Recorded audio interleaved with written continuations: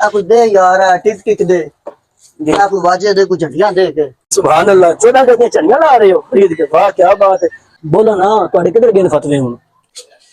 कायदे आजम जिंदाबाद। जी बेटा मैं आ रहा हूँ, मैंने बोला पाजा भी ले आता हूँ यार, ले आता हूँ ना बेटा, बोला ना सब कुछ ले आऊंगा, झंडियां भी ले आऊंगा, बस थोड़ी देर में मैं आ रहा हूँ।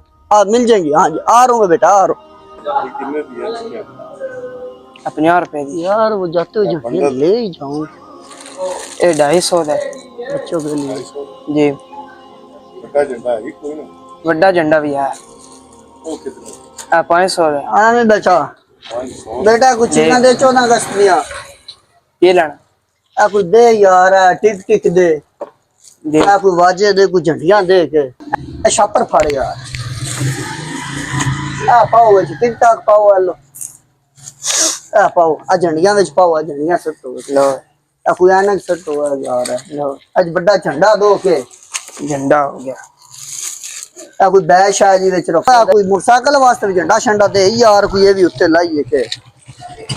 अजहर साहब तुसी की कर रहे हो? यार 14 अगस्त वास्ते सामान देख रहे हैं, और की कर रहे हैं। अच्छा अच्छा, हाँ जी सुभान अल्लाह, 14 गज दी झंडियां ला रहे हो खरीद के, वाह क्या बात है। ਅਸੀਂ ਜਦੋਂ 12 ਵਿਸ਼ੇ ਦੇ ਝੜੀਆਂ ਲਿਆ ਕੇ ਲਾਣੇ ਆ, ਉਦੋਂ ਤੁਸੀਂ ਫਤਵੇ ਤੁਹਾਨੂੰ ਯਾਦ ਆ ਜਾਂਦੇ ਨੇ। ਦੱਸੋ ਨਾ ਜ਼ਰਾ ਗੱਲ, ਉਦੋਂ ਤੁਹਾਨੂੰ ਗਰੀਬ ਦੇ ਵਿੱਚ ਦੀ ਸ਼ਾਦੀ ਯਾਦ ਆ ਜਾਂਦੀ ਹੈ, ਉਦੋਂ ਤੁਹਾਨੂੰ ਹੁਣ ਤੁਹਾਨੂੰ ਕੋਈ ਫਤਵੇ ਯਾਦ ਆਉਂਦੇ ਜਿਹੜੇ ਝੰਡੀਆਂ ਲਾ ਰਹੇ। ਠੀਕ ਹੈ ਝੰਡੀਆਂ ਲਾਣੀਆਂ ਜਾਇਜ਼, ਅਸੀਂ ਨਹੀਂ ਕਹਿੰਦੇ ਨਾ ਲਾਓ, ਲਾਓ, ਲੇਕਿਨ ਉਦੋਂ ਤੁਸੀਂ 12 ਰਬੀਉਲ ਸ਼ਰੀਫ ਦੀ ਤੁਸੀਂ ਕਿਉਂ ਰੌਲਾ ਪਾਇਆ ਹੁੰਦਾ ਫਤਵੇ ਬਿਦਅਤ ਸ਼ਿਰਕ ਇਹ वो, ਉਦੋਂ ਤੁਹਾਨੂੰ ਸ਼ਰਮ ਕੋਈ ਨਹੀਂ ਆਉਂਦੀ ਹੈ? ਬੋਲੋ ਨਾ ਤੁਹਾਡੇ ਕਿੱਧਰ ਗਏ ਨੇ ਫਤਵੇ ਹੁਣ? माजरा जनाब, साड़ियां अखां के पर्दे पे ने, साडे मौलवियों ने सन पुठे पासे ला छड़िया, तो तुहाडी बड़ी मेहरबानी, शुक्रिया जेड़ी साडी सलाह कीती। अल्लाह पाक सानू सीधे रास्ते ते चलाए, बस ये दुआ करो इंशाअल्लाह ताला। मैं इस बार मिलाद शरीफ तक झंडा लाना है। माशाअल्लाह, क्या अल्लाह पाक तो इस्तकामत अता फरमाए। कायदे आजम जिंदाबाद, पाकिस्तान पाइंदाबाद।